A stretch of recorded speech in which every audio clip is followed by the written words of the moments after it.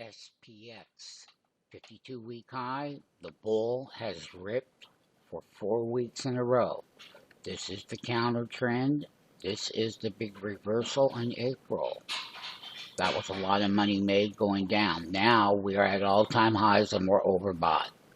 So now that we start going into the overbought phase, it can take a number of days.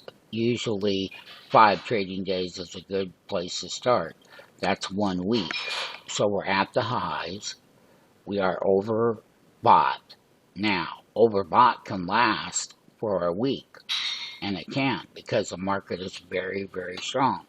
And you can see the 4-week breakout. And now you have to imply or activate your risk management skills, because you're going to need them when we're up here at the highs, and you're going to have to protect profits.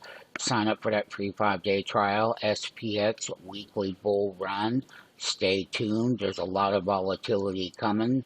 The summer trade is upon us.